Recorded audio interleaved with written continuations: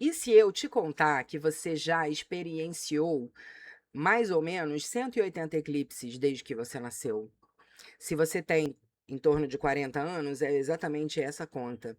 Se você tem 20 anos, você viveu uns 90 eclipses até hoje. Eles acontecem entre 4 e 7 por ano, todo ano, sem exceção, desde muito antes de existir gente para fazer essas contas, né?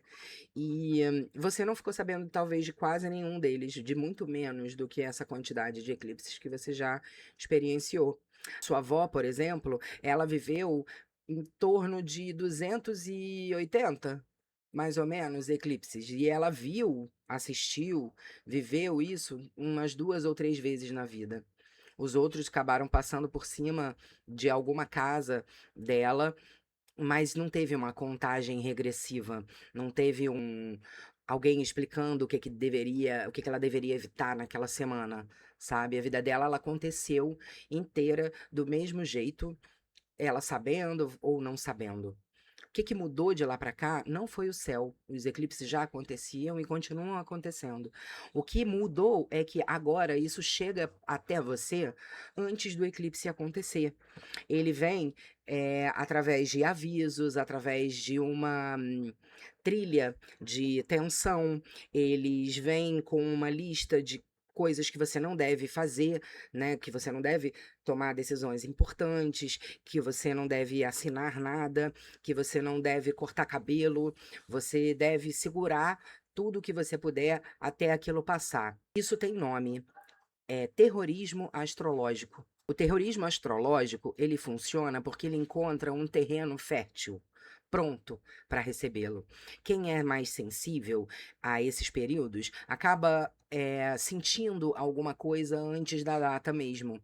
Então, quando chega o aviso, aquele incômodo vai ganhando uma liga, é como se uma coisa se conectasse com a outra e ressoasse de uma maneira que o desconforto não tá mais sozinho, você não tá errada em sentir a agonia e a gastura que você estava sentindo. Então, essa ameaça, ela fica crescendo em você até o eclipse chegar.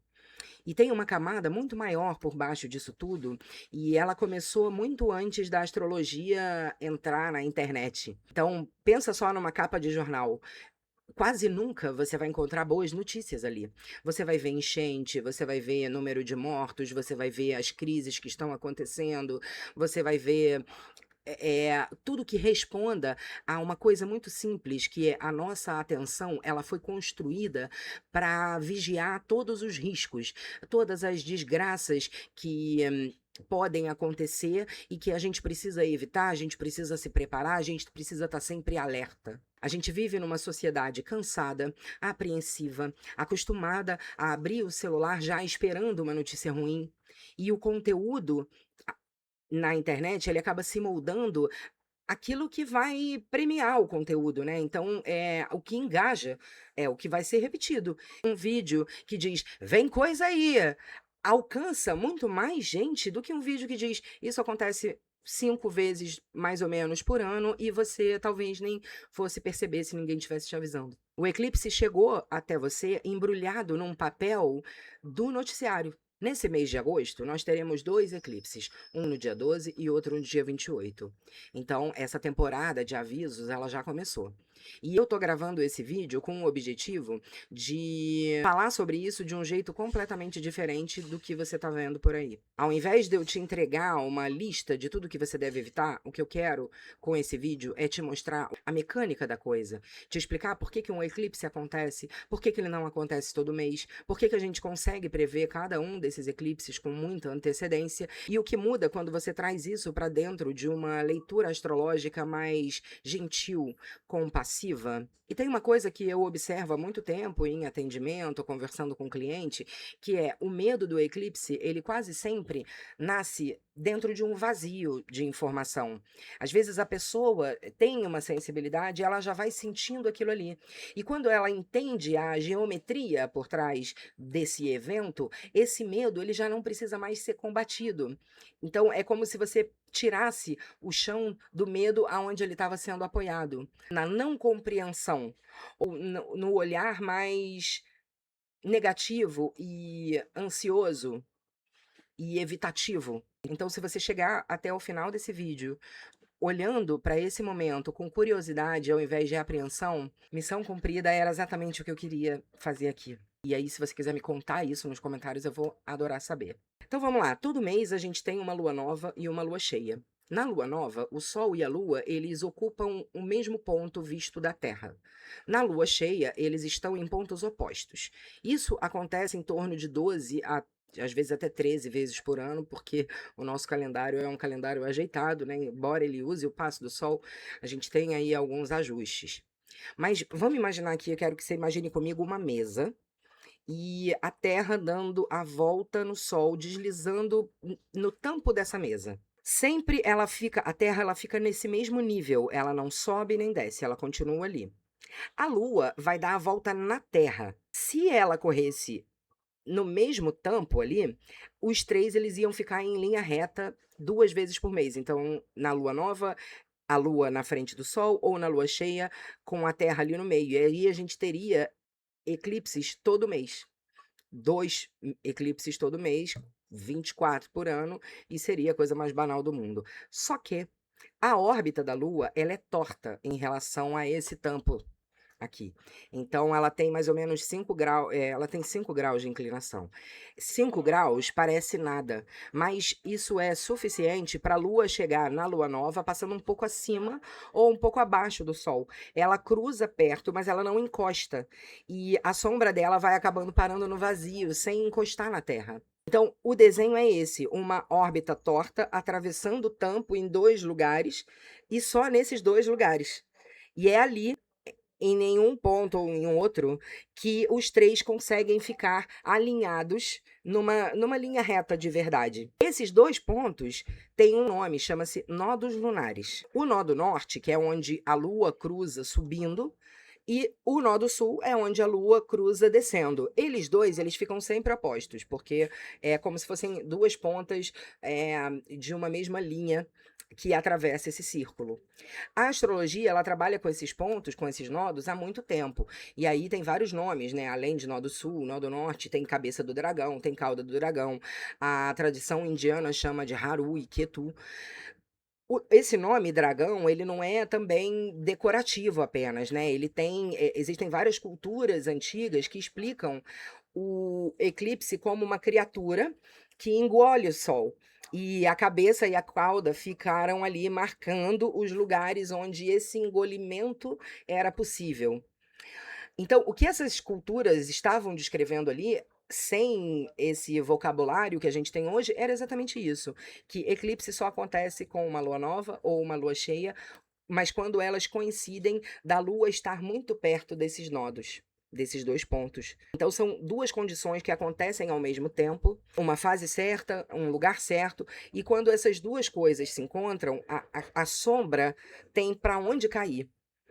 A astrologia esotérica lê isso de uma forma muito bonita, que eu gosto muito, que é olhar para isso como se fosse uma família.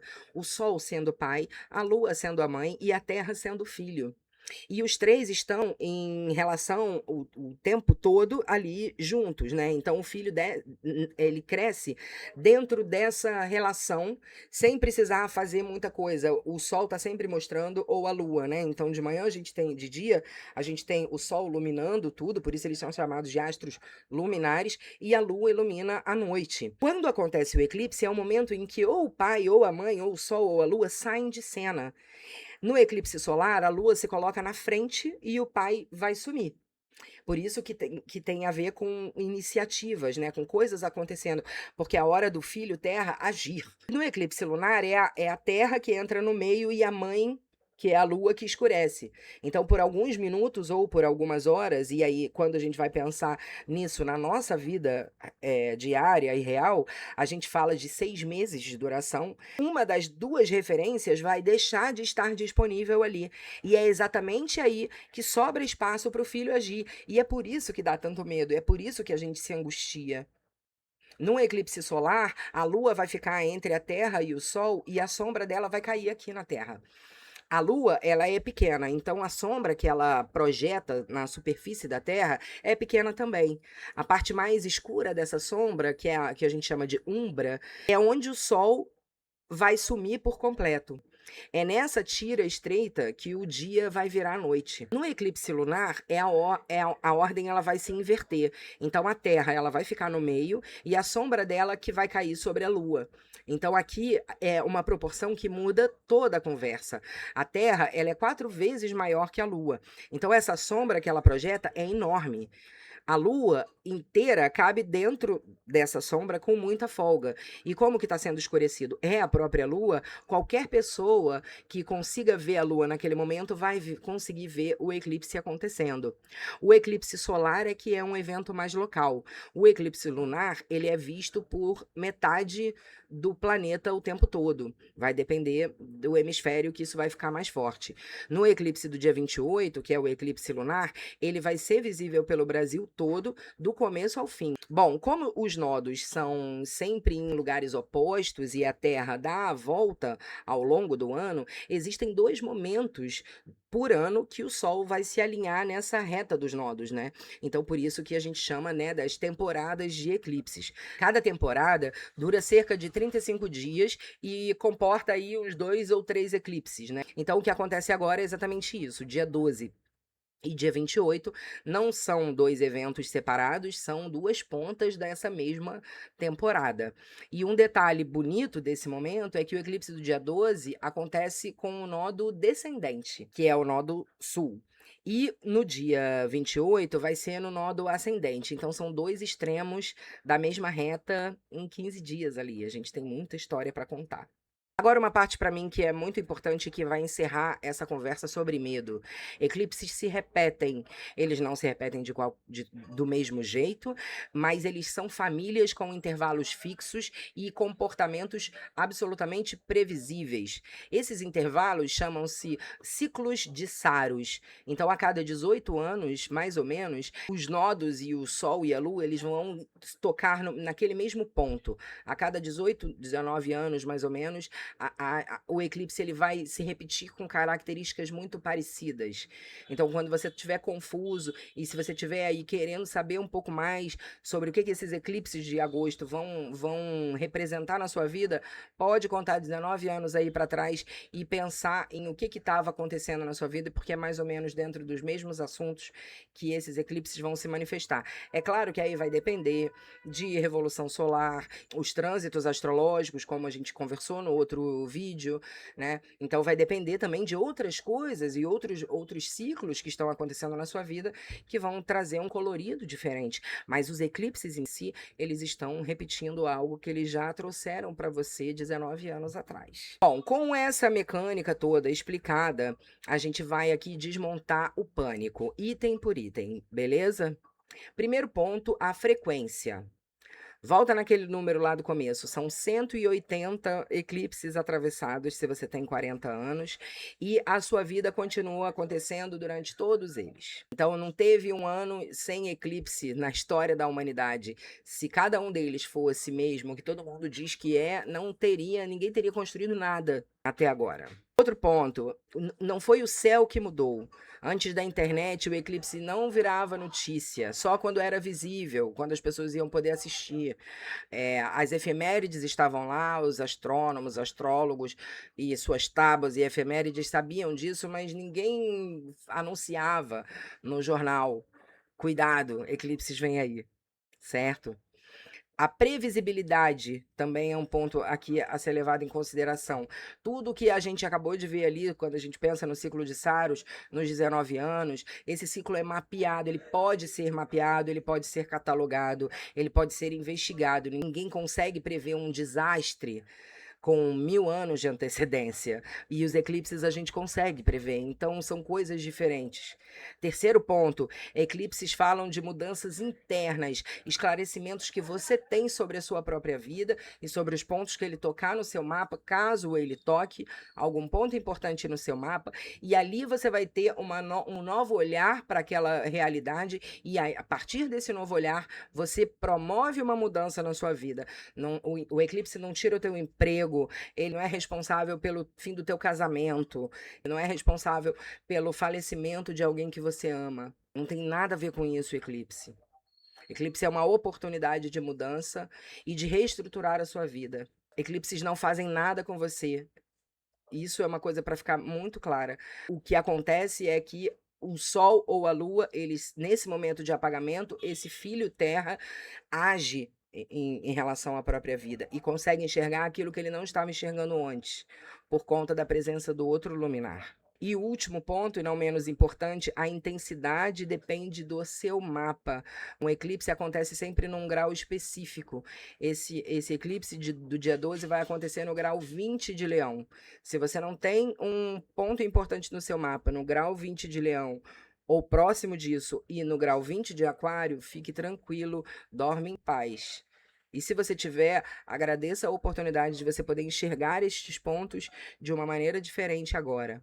Então, nenhum conteúdo fala com todo mundo ao mesmo tempo. Ninguém está falando com você diretamente. Às vezes acontece, e que bom que a gente pode aproveitar esses momentos para mudar alguma coisa dentro da nossa vida, ou entender, esclarecer algo na nossa vida. Mas ele está falando com a média. E a média não existe na vida de ninguém. Nos dias de eclipse, faz um ritual que você goste, escreve sobre a sua vida, reflita sobre você, se olha no espelho com generosidade, que é isso que Leão gosta de fazer, ali principalmente no eclipse do dia 12, sabe? Chama alguém para estar com você. Se puder, principalmente, né, e com certeza no eclipse lunar do dia 28, olha para o céu, olha para a lua, sai de casa, vai fazer uma coisa que você gosta, porque o mesmo evento que está sendo vendido como ameaça é, na prática, uma das poucas coisas que ainda acontecem no céu e podem ser vistas a olho nu por qualquer pessoa, de qualquer lugar, sem custo nenhum. E a astrologia que eu pratico, ela não existe para te dizer o que vai acontecer na sua vida. Ela é uma luzinha que serve para te ajudar a enxergar com os seus próprios olhos o seu caminho, enxergar onde você está pisando e decidir o próximo passo de olhos abertos. Então é isso, agosto tem 2 eclipses, um você não vai ver, o outro está te esperando na sua janela. Não se esqueça de se inscrever nesse canal, de dar like nesse vídeo, de enviar para alguém que está morrendo de medo do eclipse. Boas coisas para você.